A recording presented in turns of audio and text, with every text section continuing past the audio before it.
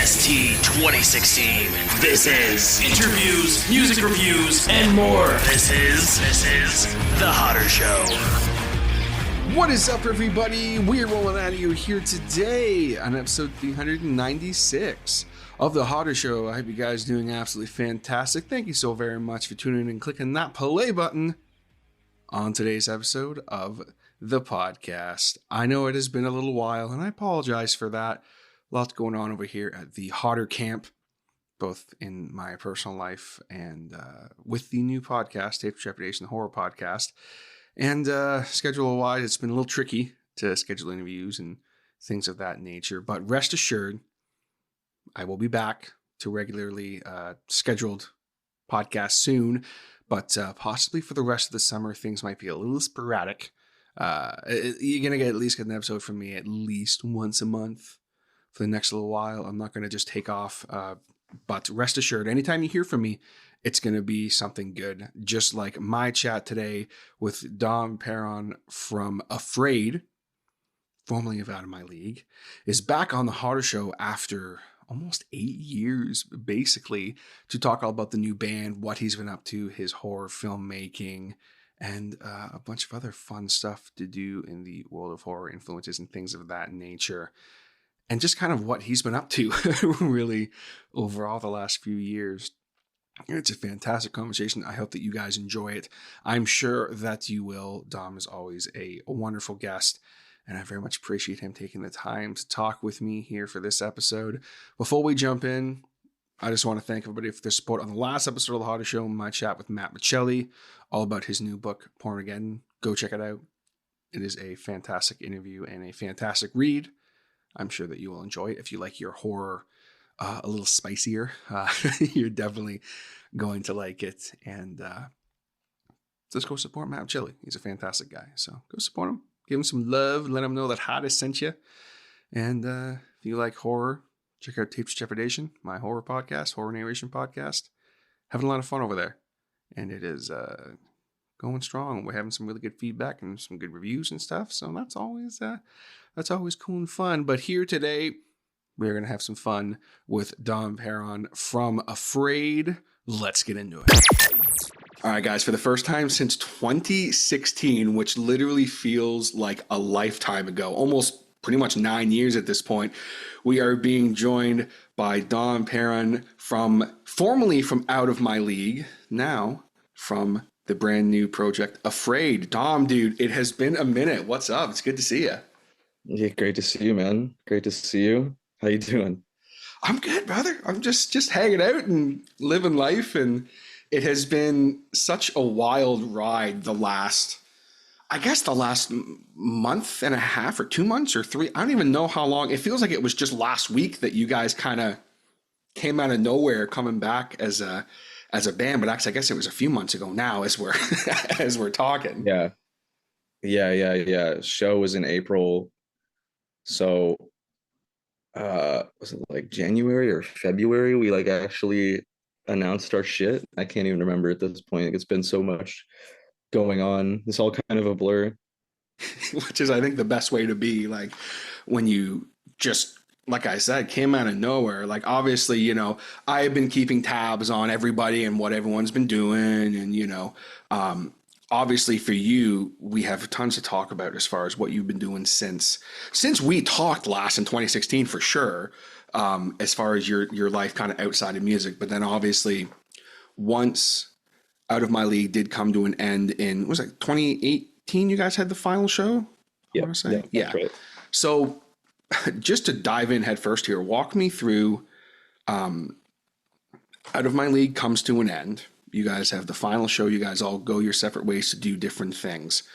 What does life look like for you from that moment to basically a few months ago? Yeah. So we disbanded, and then everyone kind of went their own avenues in life. Me personally, I went to film school. I knew that was something I always wanted to do because it's like, outside of music, that's like my biggest passion for sure. I'm very much into like filmmaking and just movies in general. So I went to film school, uh 3-year program. Did that for 3 years. Made a lot of new friends. I moved to the city. So for most of this, like for the entire school year, I was living in Etobicoke, and then in the summers I would come home back to Bowmanville, which is where me and the rest of the band are from.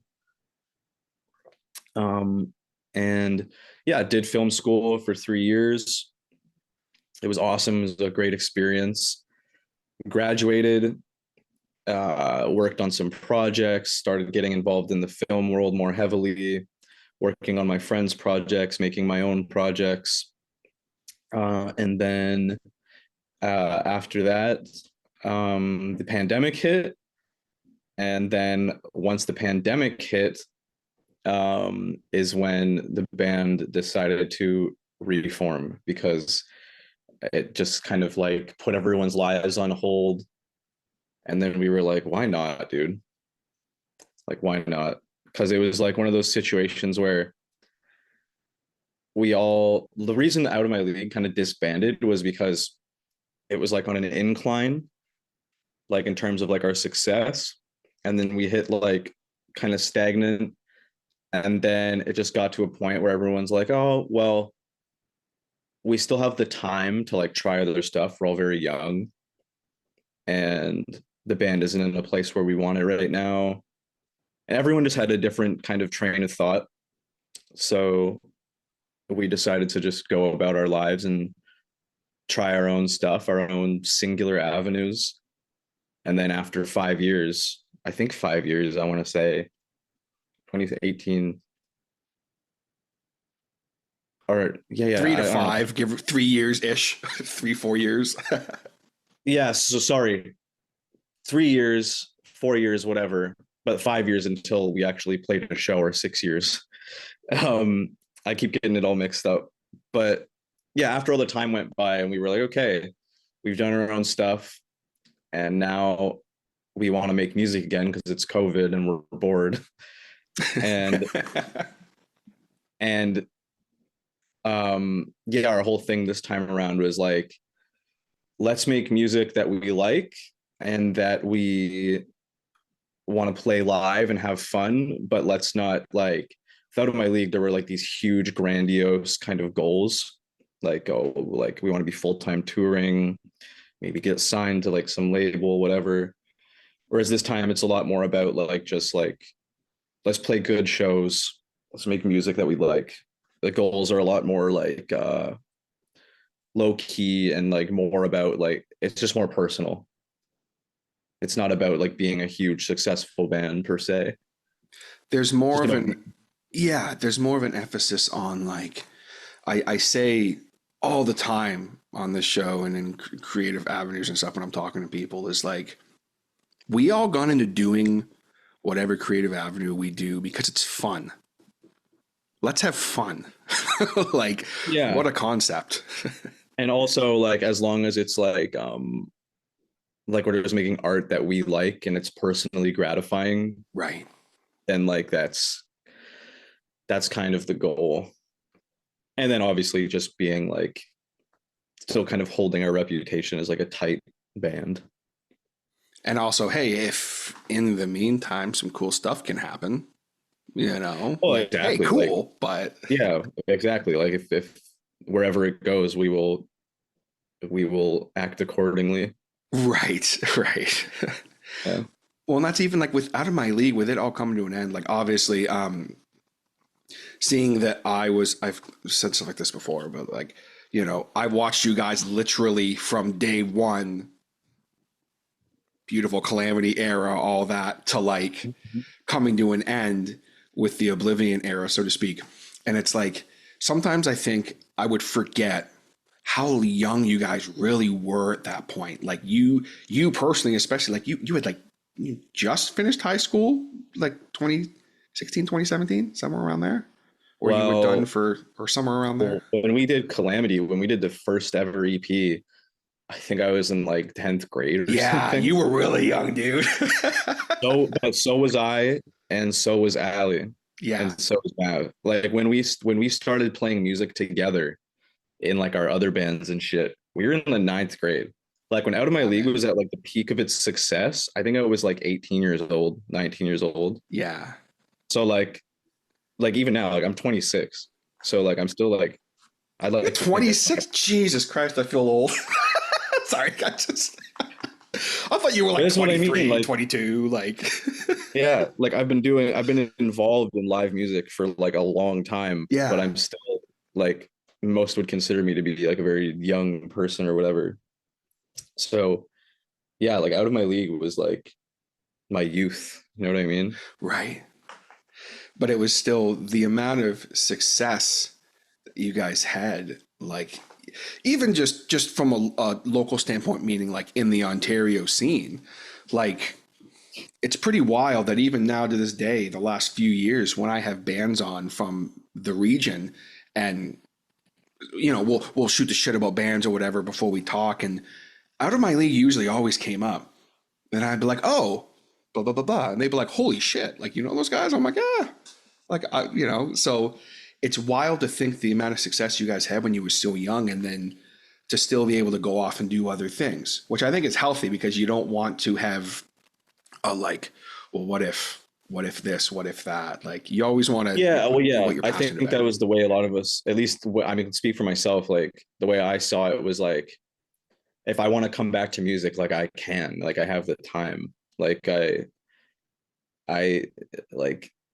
the world is still like yet to like open up to me in so many ways because I've been just like in this Out of My League world since I was like, a young teenager.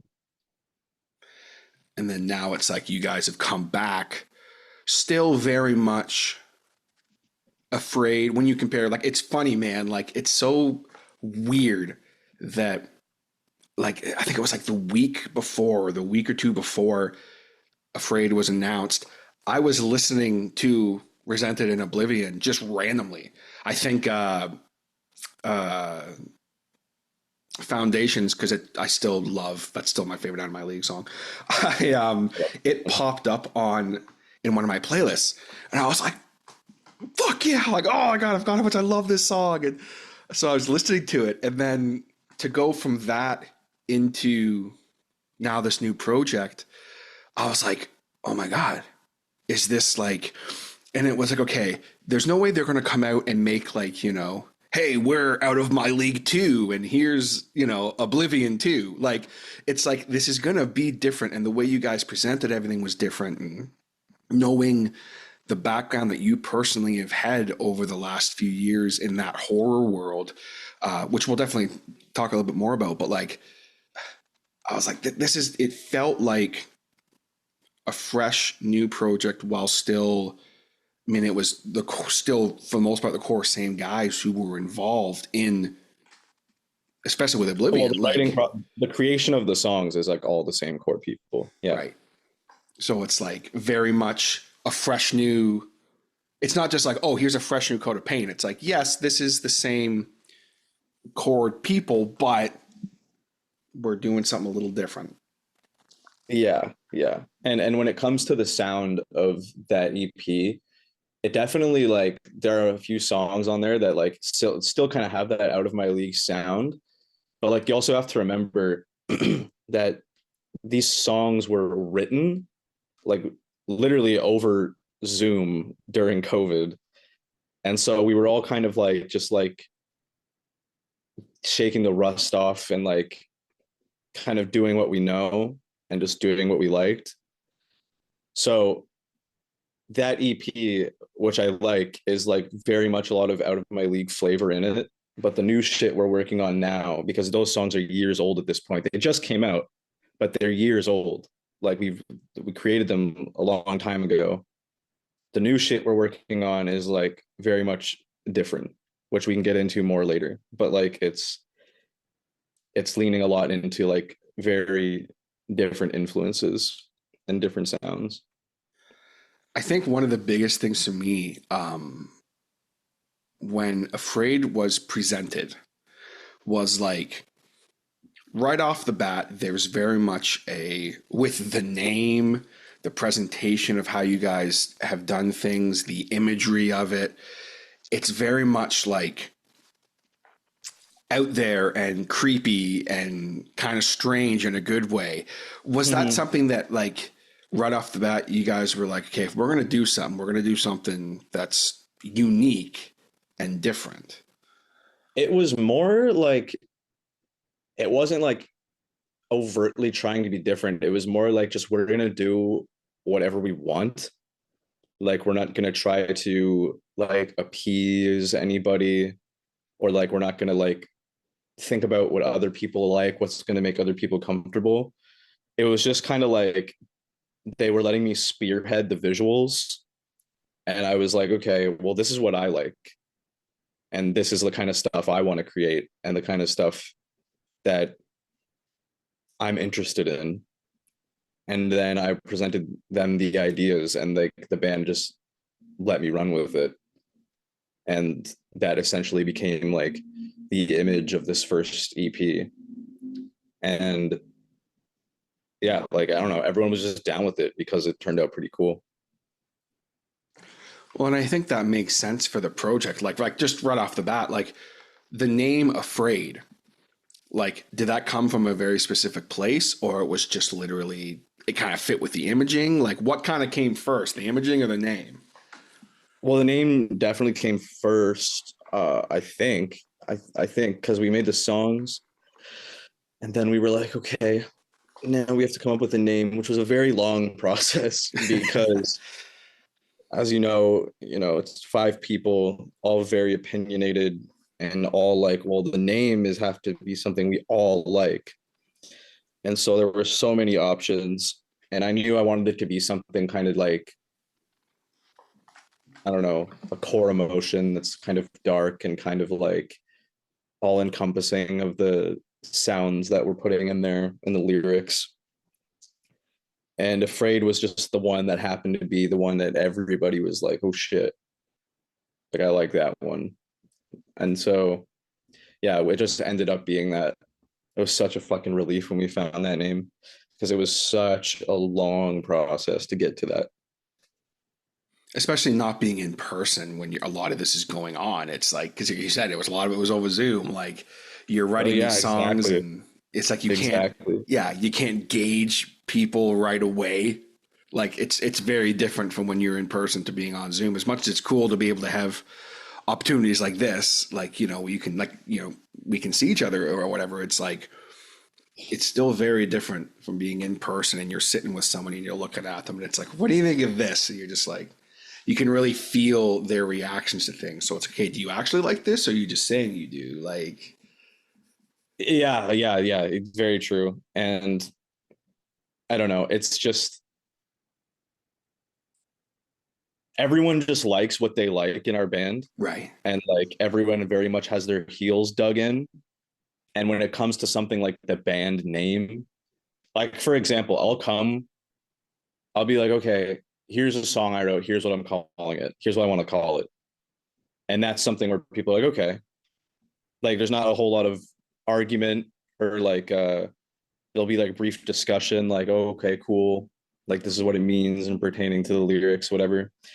But like, the fucking band name or the EP name, like, all of that kind of stuff is a lot more of a long, like, can be a lot more of a complicated process. Right. It has to be something everyone agrees on and likes, because like, we're not changing it after it's out, kind of thing. Right. It's not like it could be like, yo, hey, we're Afraid. It's like, oh, actually, LOL, JK, we're not. Here's the new band name. Like, you can't do, especially nowadays when everything is out there for everybody to see at all times. Like, yeah, like, you're gonna start printing merch, shit like that. So no, I think it's cool. And I mean, I think right away you hear the name and you see the name and you're kind of like, okay, like, what are they afraid of? Like, or like, it's like, is it so on the nose? Question. Like, right. Multiple people have asked us that. What are you guys so afraid of? It's like, whereas I see that, and the way that it's presented, it's not like Afraid and then the logo is like some dude looking afraid. It's like, no, it doesn't have to be as on the nose, but like, it's an emotion that everyone understands that emotion. And it's not like you can be afraid. Oh, what are you? Oh, I'm afraid of monsters or whatever. It's like, no, you can be afraid of just Anything. stuff. Yeah. So it's cool to be able to then explore that, obviously, which, exploring the emotions that you did on the EP. How, well, first and foremost, like you talked a little bit about how you guys getting back together was very much just a, hey, what else are we doing right now kind of thing. But like, was there any trepidation as far as with you guys coming back together and making music again? Like, was it like, are we gonna start getting into this and once the pandemic comes to an end, are we gonna want to keep doing this? Like, or was it just literally let's just have fun and fuck it? Like, was that kind of the plan, or? No. So we were like, let's make some. We were like, we just agreed we should make music, and then, if all goes well and the pandemic ends soon as we think it will end, then let's do some shows. Like, it was very simple like that. There was no kind of grand plan, at least not at first, in terms of like setting the shows up or whatever. It was just kind of like, let's make music, let's be a band again, just at like baseline level. Cool. Which is, I think that's the best way to be, just especially at a time like that. So many people were just like, like there was so much uncertainties, right? What was exactly. Right. What was the first song that came out of that writing process? I'm just curious. Was it one we heard on the EP, or? Yeah, if I remember right. So what we did was we were just writing like sections of songs and just like random riffs and like skeletons of shit. Like, it was like there was no one full song that came first until I think the first track that was like done like fully formed, I think, if I remember right, it was Corrode Me. Oh, nice. I can't hear Okay. you. Oh, there nice. we go. Yeah. Sorry. Yeah, I mute this music myself. Right on. And that's cool to hear as a fan of all four of those songs, because Corrode Me was the one that, like, when you guys came out of the gates with Corrode Me, like, I was just like, what is, like, what? Like, I remember as soon as I heard that riff, man, I was like, yo, like, it felt very much like familiar, but different, like not the same type of thing. And then as soon as the song actually kicked in, I'm like, okay, this very much feels like a more mature, different version of you guys. Yeah. I think Corrode is probably the most out of my league song on there. But yeah, you can very much tell that, like, I don't know, we got older. Yeah. Yeah. A little more maturity happening for sure. Not that the other stuff wasn't, but like there's, especially with you as a vocalist, like, I mean, from the I changed my style and my technique a lot for this album. Like, I absolutely did. Well, I think the biggest thing is with Corrode Me, and then also with Comet, but specifically with Corrode Me, just because that was the first one, like, we hear a full clean course from you, for the most part anyway. There's a couple of screams in there, but like, we hear that full clean chorus and the clean hook and everything, and it's like, oh shit. Like, I remember I was just like, this is exactly where, just me as a fan, I was like, that's where I really wanted to see you guys go, was in that direction, because I was like, I know you guys could deliver something really fantastic in this world while still having songs that are just straight heavy. But was that something that, again, just kind of came naturally, or was it like you were mindful of, hey, I'd like to try some cleans? Yeah, it was more just like, let's try it if we want to do it. Like, it was just one of those things where this whole EP, every time we had an idea, we were like, let's just try it. Like, if it's something we've never done before and we want to do it, let's just do it. So the singing was like part of it.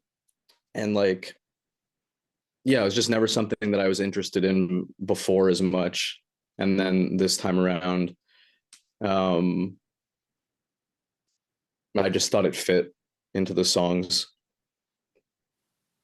which it does fully. Like, I think that having, especially with Corrode Me and then obviously with Comet, like, you know, having those clean hooks in there brings a whole new dynamic to what it is you guys do. And we got to hear a little tiny bit of that, obviously, with Recover on Resented, which I mean, you know how much I love that song. Like, so it was like, to then be able to hear. And that song too was like, I basically got boxed into it. Like, the band was like, you have to fucking do this. So I was like, okay, I'll do it. Which, I mean, hey, I'm glad they did. Yeah, but I was very much outside my comfort zone on that track, which is good. But yeah, no. And also the singing is also just influence of like the shit I've been listening to, like the style of vocal and the way that singing goes with the choruses that had been written instrumentally. It's all just like influence of like the bands that I've listened to lately. Who are some of the bands you've kind of been listening to a lot lately that really influenced that? Oh, definitely like Loathe and Deftones, like kind of these more like metalcore with like shoegaze kind of influence in it. Like kind of these more droning style of vocals. But yeah, like there's this band right now called Foreign Hands. They're a metalcore band. And they have a lot of that like early 2000s metalcore kind of throwback, like, or like even there's a hardcore band called Vane, and like whenever they do clean vocals, same thing, like just like the same style of singing that I'm kind of into.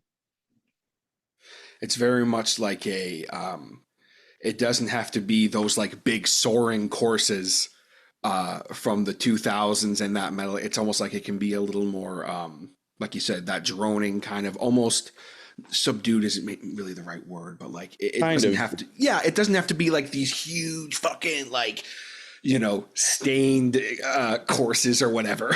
Like, yeah, which frankly I can't even. Yeah. I wouldn't. That's completely outside my wheelhouse. Very much that kind of. It's almost taboo to say, but like that era of metalcore and kind of new metal is like making a comeback right now in a big way. Yeah, it is. And the new stuff we're working on is like, I don't want to give too much away, but it has a lot more kind of new metal influence in it. Okay. And to be clear, when you say new metal, you're not talking about like Limp Bizkit. You're talking about like. I mean, I don't know. You could equate some of the riffs we've been writing to Limp Bizkit, maybe. Okay, cool. Okay. Yeah, but like it's like kind of like Linkin Park, like the heavier Linkin Park songs, like that kind of thing. Or like I said, Deftones. Deftones is a big influence on the more modernized version of our stuff. Like, it's a band that we're all very much into over the last couple of years, more so than we used to be.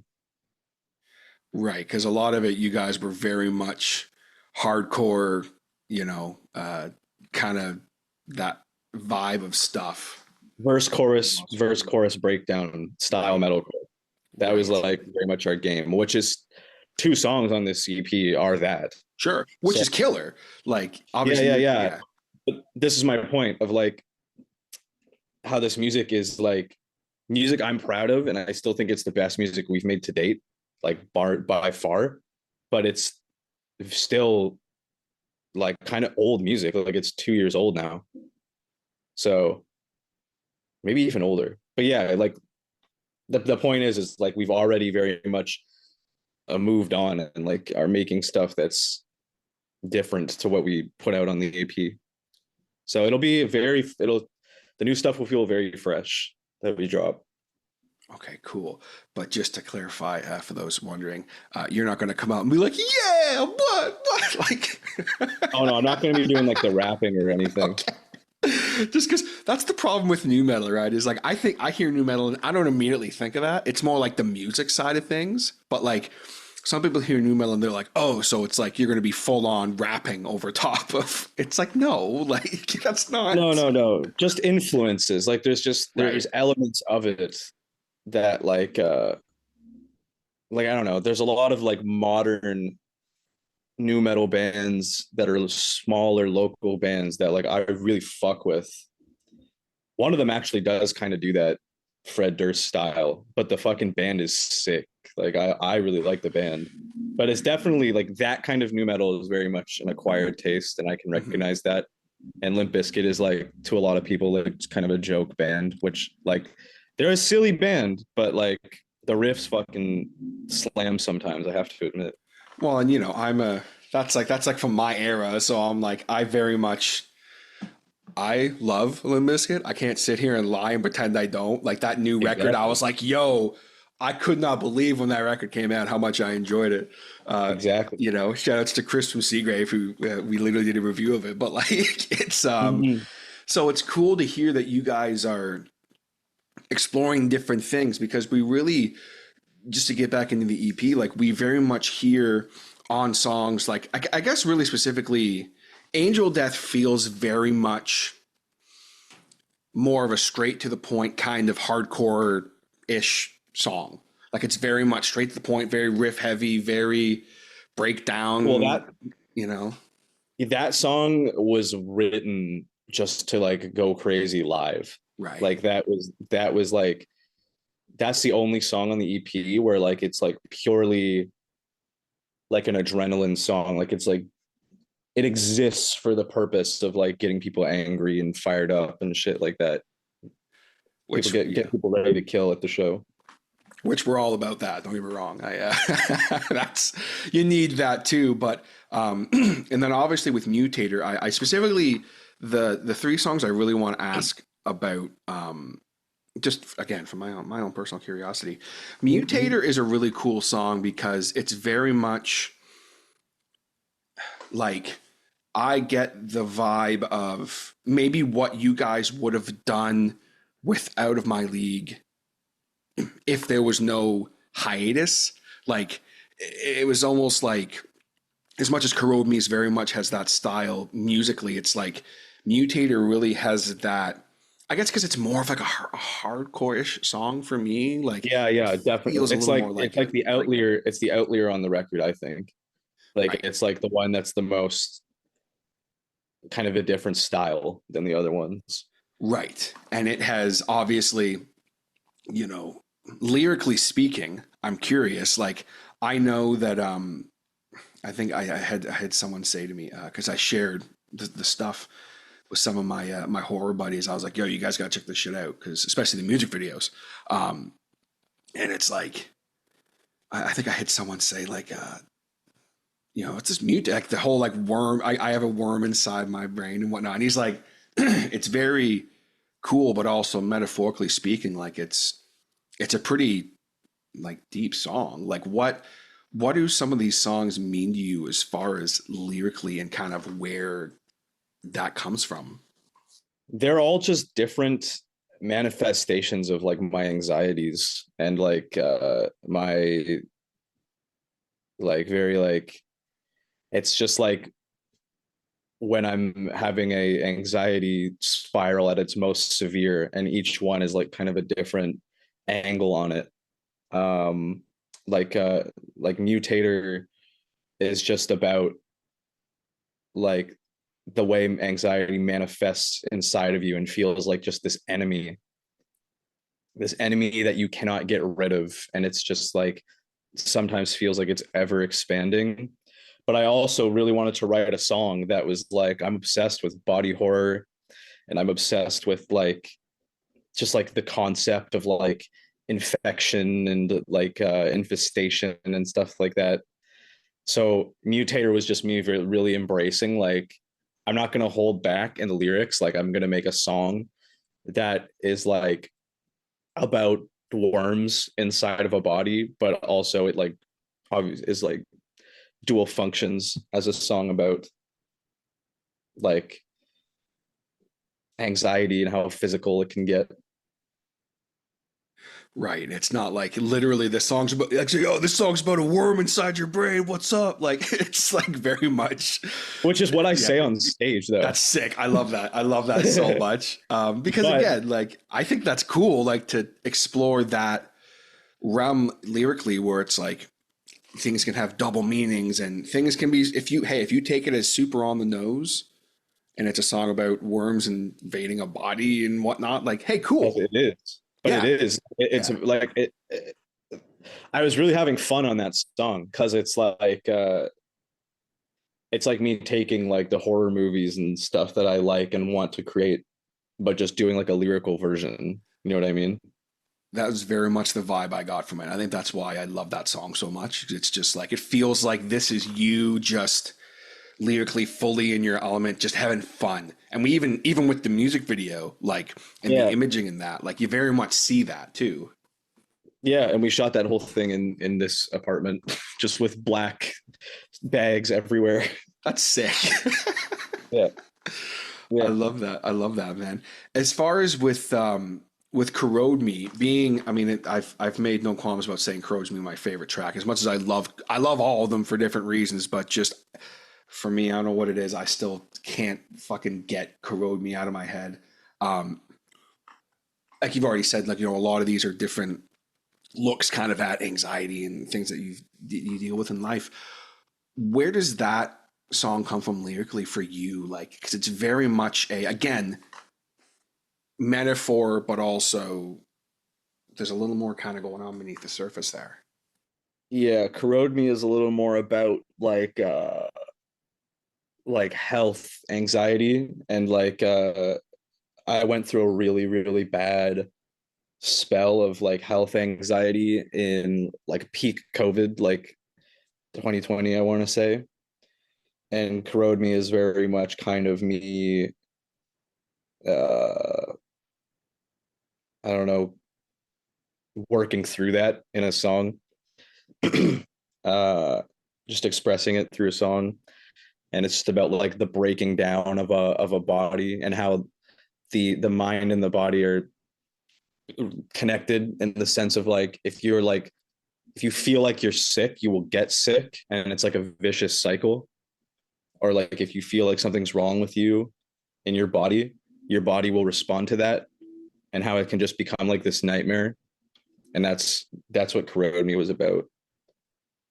And it's so interesting because I think so many people can relate to that, where it's like, you know, you have that, or everyone could, you know, you wake up in the morning and you just, for some reason, right away, your brain's just fucking starts to turn on you, so to speak. Like, and then you don't want to do anything, and how the long-term effects of that can be for a lot of people. So like, I think that's, like, yeah. Yeah, like I don't know, like whatever it may be, if you think you have a certain illness, your anxiety will start manifesting that in ways where it's like, oh, I physically feel this, so it must be real. And then but it isn't, but it just is like this, like I said, it's like a vicious cycle. I just found that to be like it's a very scary and interesting concept. So I wanted to do a song about it. And then obviously I have to ask about the music video, which I knew it was going to be like, you know, for lack of a better term, messed up. But I think Mav sent it to me first. He was like, dude, like, you need to watch this because you're going to really dig this. And Dom did it and everything. And like, this is so cool. And there's lots of great practical horror happening and stuff like that in there as well. So just kind of walk me through that music video and like what the concept is behind it, because it's very much, for lack of a better term, it's pretty out there. Oh yeah. Yeah, no, I knew I wanted to do a concept in a video where someone's face is like decaying and like or like it's like a lot of my something I've noticed is like a pattern in my art is like a mask coming off or like something getting pulled back and revealed. And so yeah, I actually did this short film in school where it was a stop motion film, and I took like a mannequin's head that was just like a white blank face, and then like eyes appear and mouth appears and like a facial expression appears, and then the head like falls apart and rots and like breaks apart. And it's like very like stripped down, no budget, like just a fun little thing, but I knew I wanted to take that further in the future. And so my friend Jacob Gunhouse, who does all the special effects in the videos I've done, and I've worked with him a ton in school and on other projects. He's a fucking like wizard, like absolute effects wizard. He's so good. And he's also very much into older horror movies and the stuff that I like. So I brought the concept to him, and I was like, hey, like, this is what I want to do. It's like a face decaying, whatever. And he's like, oh, okay, yeah. And then the idea started evolving, and I'm like, what if it's like a prosthetic face, and I like cut it apart or rip it apart, and then underneath it's like a flesh face, like just like a complete mess and disaster. And he was like, oh, that's sick. And then I sent him, I don't know if you are into the Hellraiser movies, but I'm pretty huge on especially the first couple Hellraiser movies. There's a scene in Hellraiser 2 where one of the characters in the movie is just literally muscle, like just made of muscle only. There's no tissue, no skin, no flesh. And I just took a screenshot of that scene and sent it to him. And I was like, this is my reference. This is what I want the final form to look like after the prosthetic head comes off. And he's like, dude, we can do that. We can definitely do that. So then it was just about conceptualizing and working.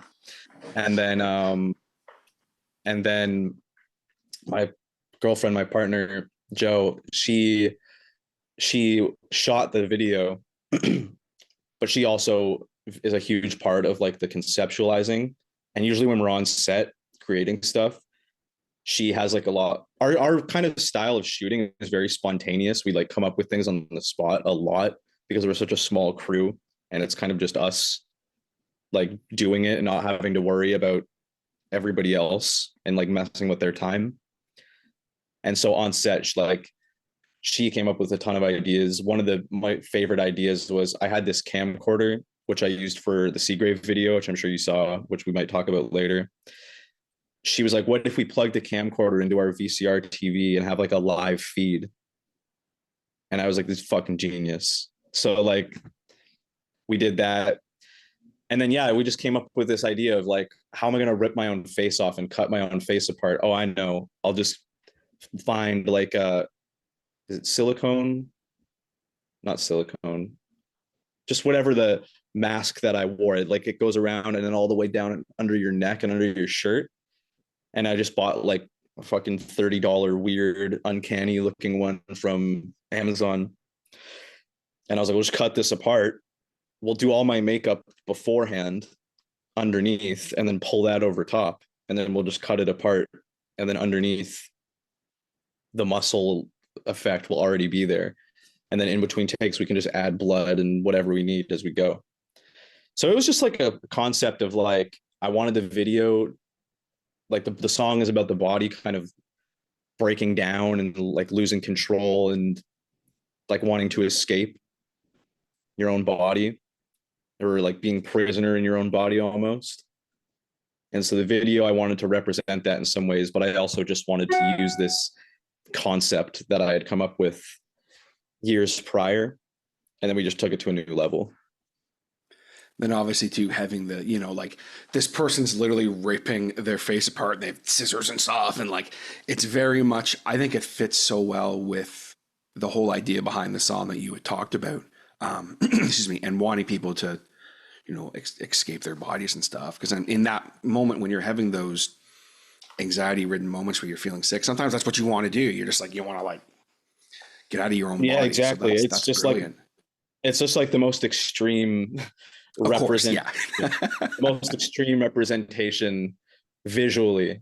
Because also too, I wanted the videos for this band to be like very striking and different. And again, I just wanted to pour all of my influences and that type of films that I like into it.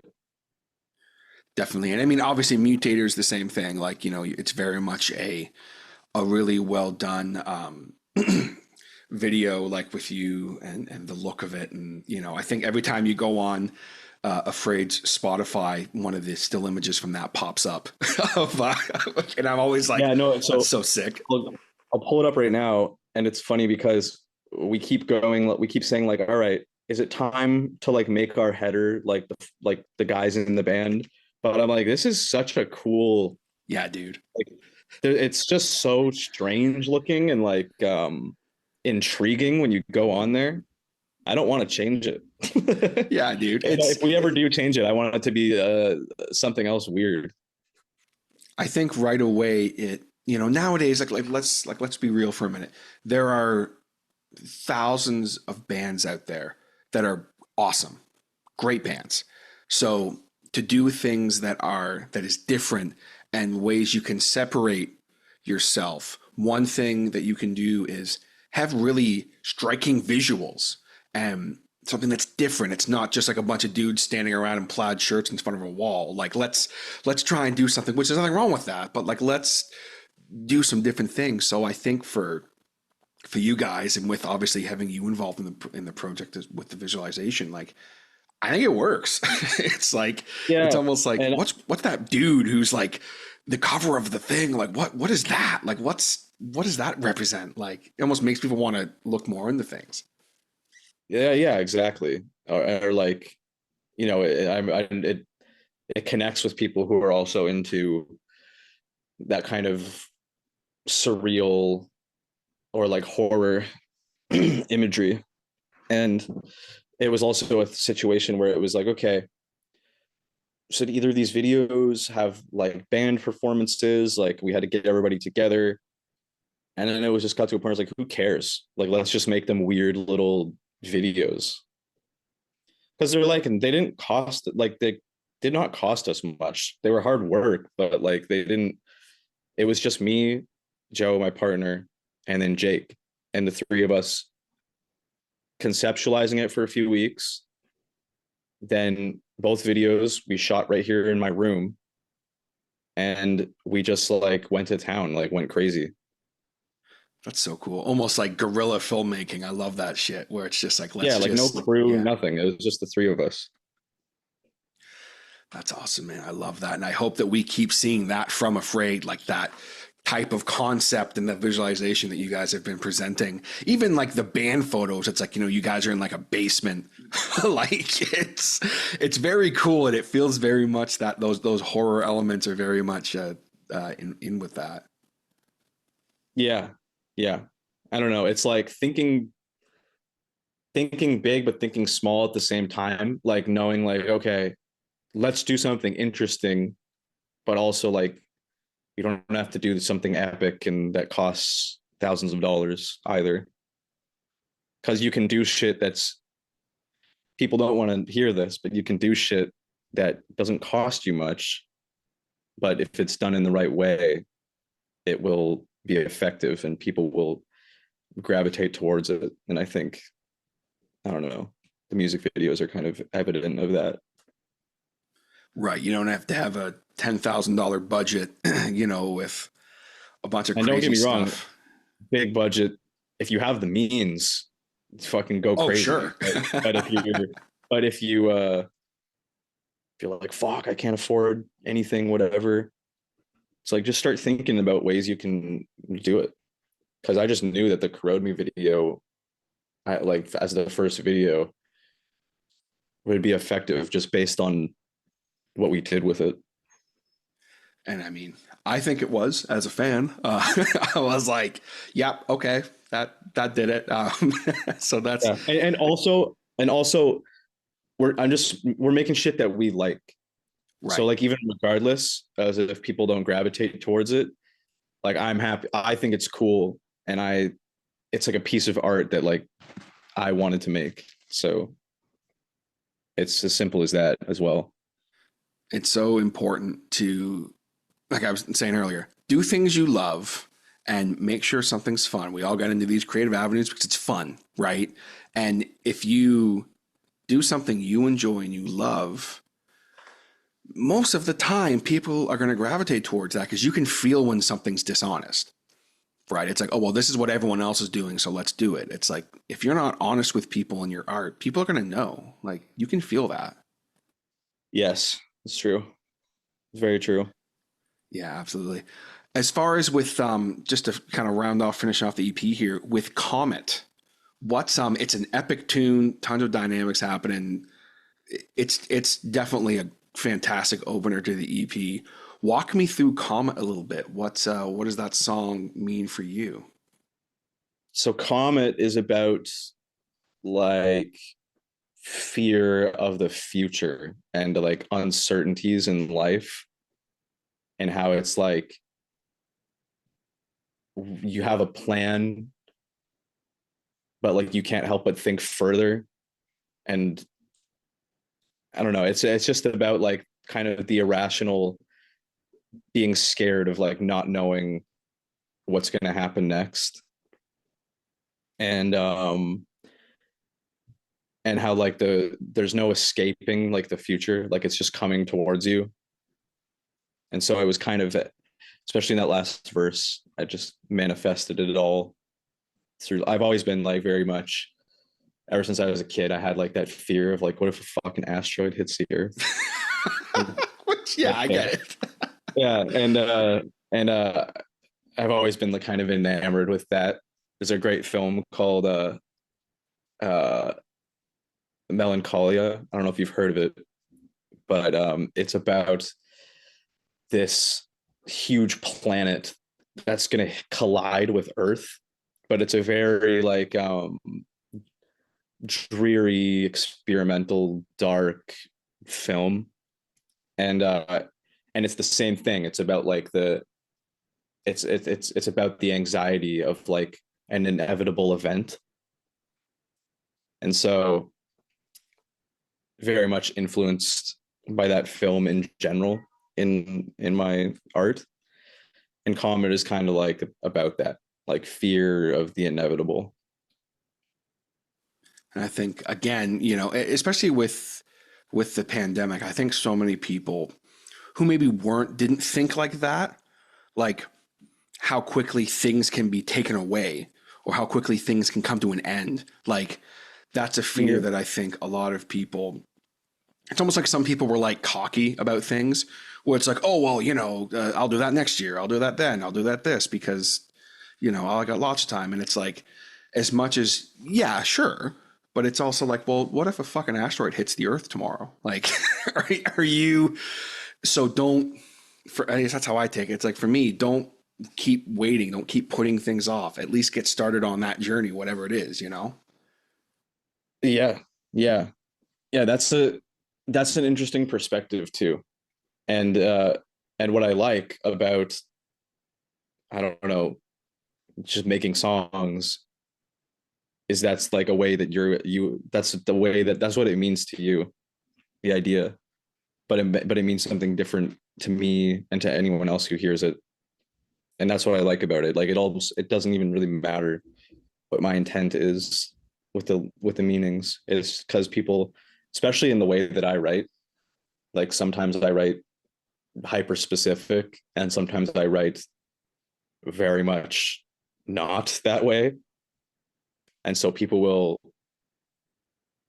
mean something different to everybody, I guess is my point. And that's what I like about it.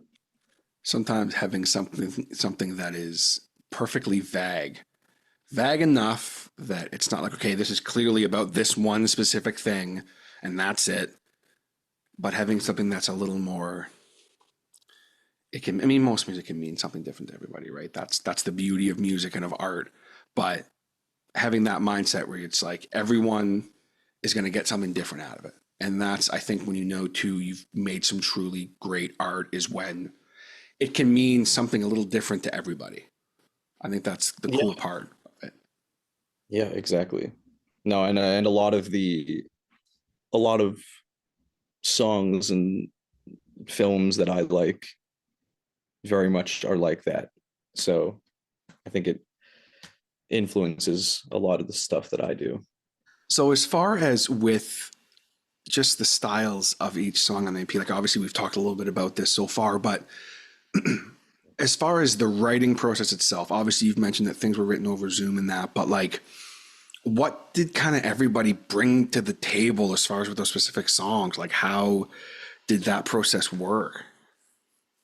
Well, so the songs were like written over Zoom, yes, but just like the basis of each song. And then gradually we actually started meeting up. Sometimes it would be just Steven and I. Sometimes it would be Steven and Mav. Sometimes the three of us. Sometimes all of us. Sometimes me, Ali, Steven, whatever. But like whenever people were available, we would go to Steven's house and work on the songs. And that's when everybody's like singular influences really started coming together. So like Corrode Me, or sorry, Comet is like a lot of Steven, but then Mav coming up with like he's like spicing it up. Or like the part in Comet where there's that big breakdown, but then there's that lead over top of it that's like that's Mav. Like Mav came up with that lead part, and the breakdown, if I remember right, was Steven. Hopefully I'm not fucking that up. I'll probably say that's opposite from what I would have thought. So that's interesting. Well, yes, the thing too is like there is no like it's not as much of a lead guitarist anymore. Right. It's kind of the two of them just trading off. Like at the last show we did at the Alma Combo, the sound tech was like, "Who's lead?" And they're like, "Kind of both of us." She's like, "Okay." uh, so yeah, and then like Mutator is like primarily a Mav song. Like the reason why it's such a fucking like more of just a straight ripper is because it's Mav just fucking slamming it. But then at the end with the final breakdown, the final breakdown is like Steven, because it's more like atmospheric and like doomy. And so it's a lot of like it's kind of like what you would think, like knowing their styles and knowing their personalities, but also like Mav has also leveled up so much as a musician from being in Pneumonia Breath, which is his other band. For those who don't know, Mav is in another band called Pneumonia Breath. And it's such high level musicianship in that band, and like there's some very technical playing. So it completely upgraded like everything. Like Mav is like more on point than he's ever been, and creatively as well, not just technically good playing. But yeah, everyone was the styles were meshing on this project way more so than in the past. Like it was very much everybody working together, and less of like, oh, Steven wrote this whole song and then like we'll come over after, maybe make a couple of changes, whatever. Add something in here and there, but for the most part, it's, you know, this is Steven's song. Like, Yeah, exactly. But no, it was the process has like been very different, and like I don't know. It's like or like a couple of us, like now with these new songs we're working on, it'll be like, oh yeah, like Mav and I came up with this whole concept and we bring it to the band, or vice versa. Like fucking Steven and I came up with this and we'll bring it to the band. And then it becomes like a group project after like kind of the foundation's been laid for it. killer. And I think that's the best way to work too, when it's like you're all just coming together with things. As much as it's cool to have songs that are primarily written by one person, it's like it's also cool to really bring all that together. Mm-hmm. Yeah, exactly. I think it makes the process more fun.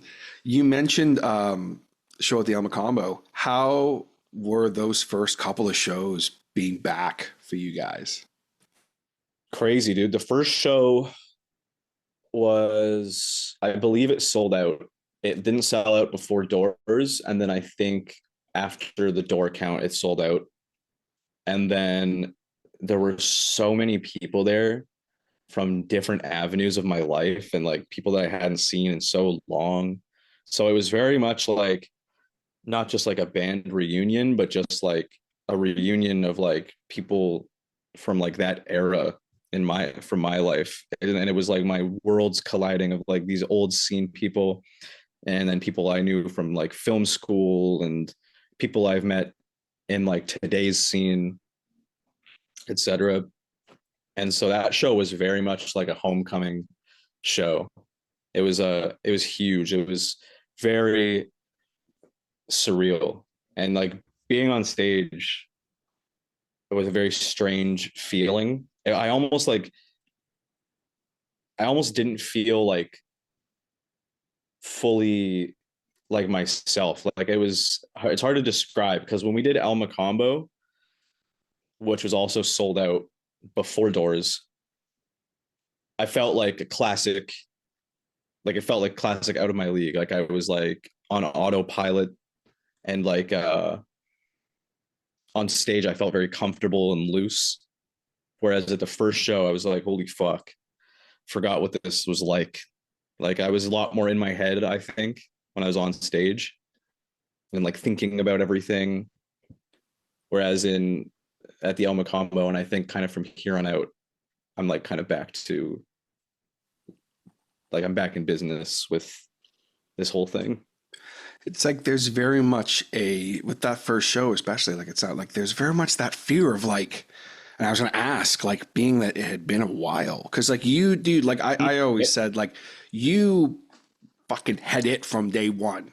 I can't tell you what it is, but like watching you on stage do your thing back in the day, like even when you were fucking 16, 17 years old, I'm just like, this guy just gets it.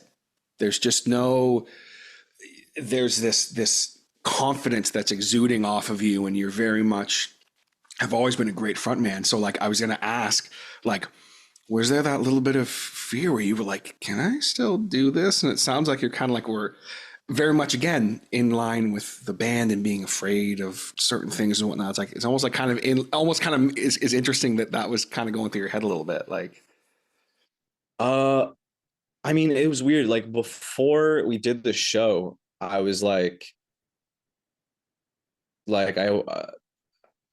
I was nervous about how the band would function and like all that, like back together on stage. We were doing practices and stuff. It was good. But I had like a lot of thoughts going into that. I wasn't having doubts or anything. It was more so when I was actually up there, it was very overwhelming. Like which was a feeling I had never felt before. Like even when we played some of our biggest shows back in the day, it was just like excitement and adrenaline. Whereas this show, like such a specific feeling I've never had before. Like I was kind of just so dumbfounded to see like a sold out show in front of me after all this time that like I couldn't even think straight on stage. And so when I got off, I was like, was that good? Yeah. And then like, did I perform good? Did I like whatever? And also like I fucking went so crazy in the first couple songs that I actually blew my voice a little. oh no. Because I was just so amped. Whereas like Alma Combo, it was like everything felt great. Everything felt perfect. It was also sold out, but I had no feeling like that. It was just like the same old feeling I get at any great show, because they're both fantastic shows. Everyone went nuts at both. So yeah, it was awesome. That's killer. Is there any other plans right now for the band as far as with like upcoming shows? Like kind of what's next for Afraid at this point in the game here? So I don't want to speak on when we're going to release new music, just because we've already talked multiple times about when it's going to happen. But we are like getting close to finishing 2 songs. And then it's just a matter of, I would like to drop in the summertime. I don't want to make any promises to anybody, but that's my ideal. That's my ideal. And then we have May. We have a show in May with Street Justice and Falstaff and Cruel Intent and Force of Will. So that's at the Jam Spot in May, Newmarket. And then we have a couple more shows that we are signed on to do in the summer, but they haven't been announced yet. So I can't really speak on that. But yeah, we got shows coming, planning more. I'm hoping to stay busy this summer with the band. But not too busy, because the thing with us is we're all so, like, Mav is in another band, Ali is in another band, Steven has like a full-time career, I'm doing film, I'm doing my job, I'm doing like all my shit in the city. So we're very much a band that's like, we want to play when we can, but not go like too ape shit with it. Like, we're not trying to be hyperactive or anything. So yeah, we want to do, like, I don't know. I would like to do a bunch of shows this summer though, like, you know, much as we can, just have fun with it. And then yeah, hopefully drop a song or two in the summer as well. So there's one song I'm so excited about, and that is the one that I've been talking about with kind of these other influences. That's awesome. It very much feels, you can feel how excited you are and like what's to come. And it's very much like there's no, sometimes just having an attitude of like I've said too, like, let's just have fun. Like, let's not go crazy. We have to play a show every weekend and let's play Oshawa 13 times this month. Like, you know, it's like, you know, let's just make the shows mean something, have fun, release some music. Yeah, like, I just want to do shows that are cool and that I want to play, and with bands that I like bands that I think are cool. So yeah, that's why I'm excited about that one in May, because it's a bunch of cool bands. And the ones that we have planned are also with bands that we like, and also just doing stuff that's kind of different. Like that last show we did at the Elma Combo, we're the only metal band on the bill, and it was just kind of like a good chance to break into a different audience and expose ourselves to people who wouldn't normally come to a show like ours. Like, I had no idea how we'd be received at that show, but it fucking went crazy. Huge pit. It was awesome. That's killer. Well, especially being really like one of the only metal bands on the bill, it's like, that's, you know, people can get out their their aggression, so to speak, I guess. Yeah. No, exactly. So that's awesome to hear, man. Well, I'm excited for everything. I'm sure everyone else is too. I can't wait to hear more and see more of what you guys do. Just as we are getting ready to wind down here, I wanted to ask, you mentioned a little bit about like some films and stuff that you've worked on, and what has films that have influenced you as a, you know, as a filmmaker and creator, but also as an artist. Walk me through some films that like were a really big influence on you. Oh man. I mean, I'm influenced. So the thing about me is, like, I love horror movies, but I'm influenced like across the board, because I watch a lot of films in general. So like for these Afraid videos and for some of the films I'm making, I'm huge into David Cronenberg. He's my favorite director, and he is like the body horror king. I got really into him in my first year of college. I always liked The Fly, but across the board, all of his stuff is a huge influence on me. The Fly had a big influence on like Mutator and Corrode Me. Mutator in terms of like lyrics and like general atmosphere, and then Corrode Me for the visuals, like transformation and getting destroyed and stuff like that. Fly is a big influence, and it's I don't know if you've noticed on the Mutator, so there's the Afraid shirt that has Mutator on the back, says Mutator. That graphic and like all the writing is the part from the Fly where he's like analyzing what happened inside the machine, and he's like realizing that he assimilated with the Fly and that he's going to like he's becoming one. So all of the graphic is like the scan that he looks at, and then all the writing is like the machine, like the computer telling him what happened, and that's like the back design of the shirt. So it's kind of like an obscure part of the movie. Yeah, and it's killer. Well, it's funny you say that, dude, because I'm literally looking at it right now. Like, as you said that, I was just looking at it because I was going to ask actually about some of the merch stuff, because that's a killer shirt. And it's very much, again, on the nose with influences, right? Yeah, and that I have no problem with, because it's just good visuals, and people like that shit. People like buying cool referential merch. So yeah, no, The Fly, Cronenberg in general, Hellraiser. There's a film called Take Shelter. It's one of my favorite movies. It's not really a horror movie per se. It's like a psychological drama, I guess. But it's also about like mental health and a guy like kind of losing his mind and losing his grip on reality. It has Michael Shannon, who is a sick actor. You should watch that one if you've never seen it. I was just looking it up because I had heard of it, and I love all that shit. Right, that like, movie that movie felt like they pulled my psyche out of my brain and like put it into a film. Like, it's such a personal film to me. It has so much influence in everything that I do artistically. I fucking love that movie. And also, if you see us live, the opening sample that plays during like the build up in Angel Death is like Michael Shannon like screaming in that movie, like the monologue that he does in that movie. So that's awesome.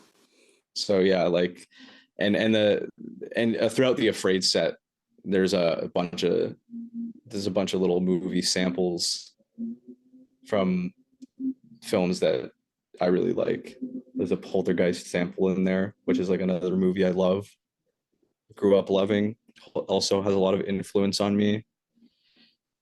Yeah, I could talk about horror movies all day, like literally all day.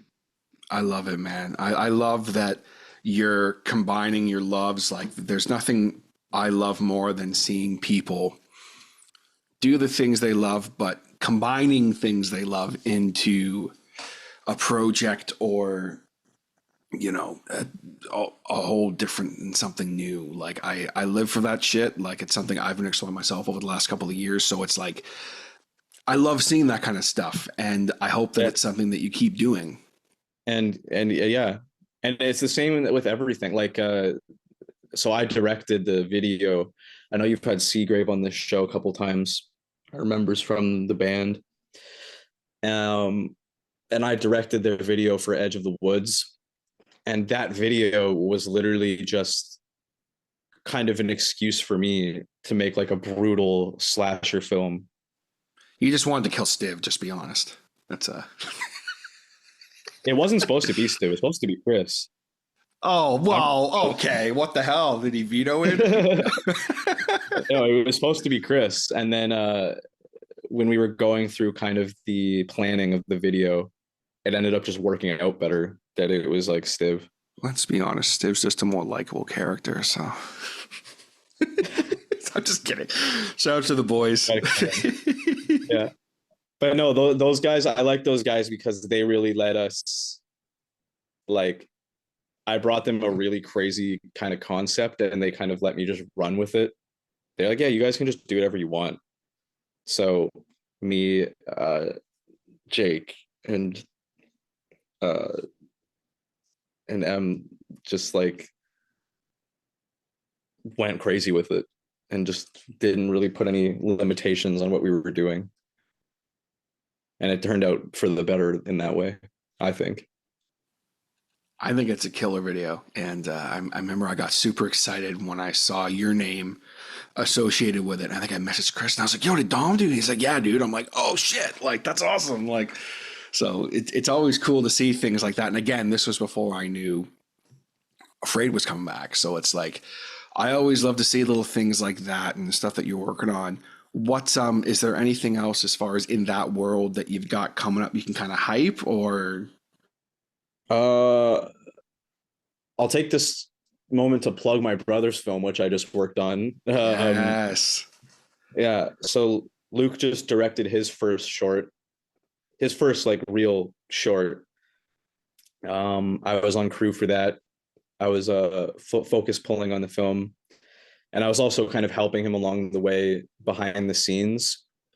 And then Jake and Joe, like the people I make all my videos with, they did the creature effects in the movie. So the three of us who are like our own team, our own unit, were on that film too. And I can't get into too much of, I don't want to get into too much of what it is because Luke has just started editing the movie. Like we just wrapped shooting it, but it's a horror movie. It's got an Impact wrestler, Killer Kelly, in one of the leading roles. And it'll probably come out, I'm going to assume, in the fall.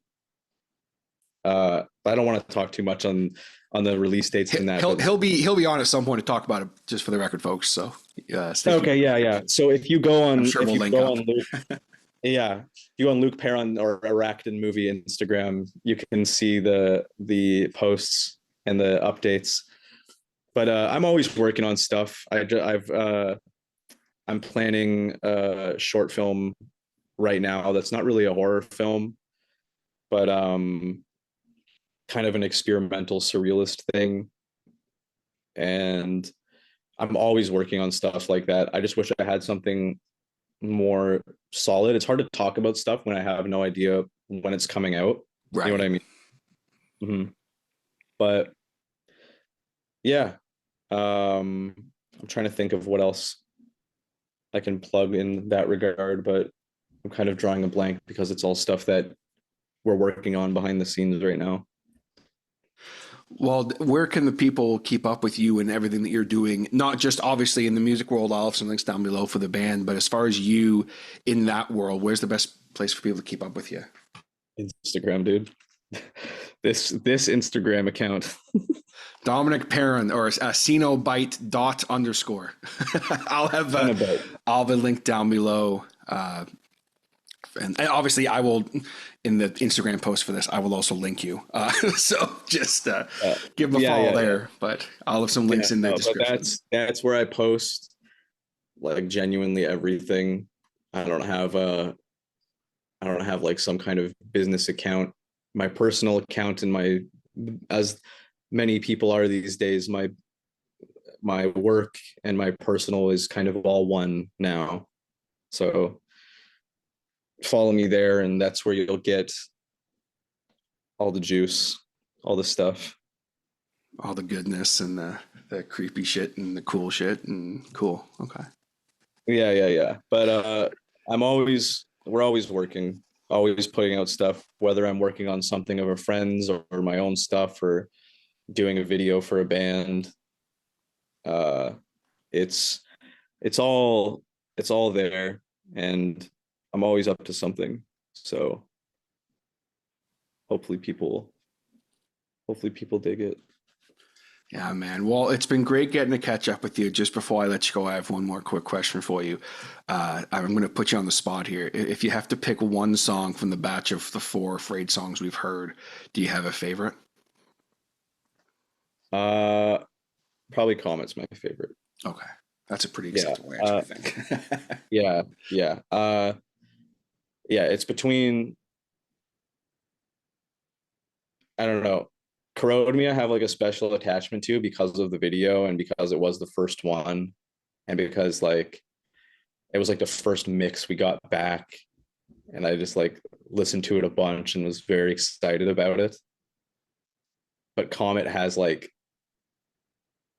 the most, the best out of everybody on it, I think.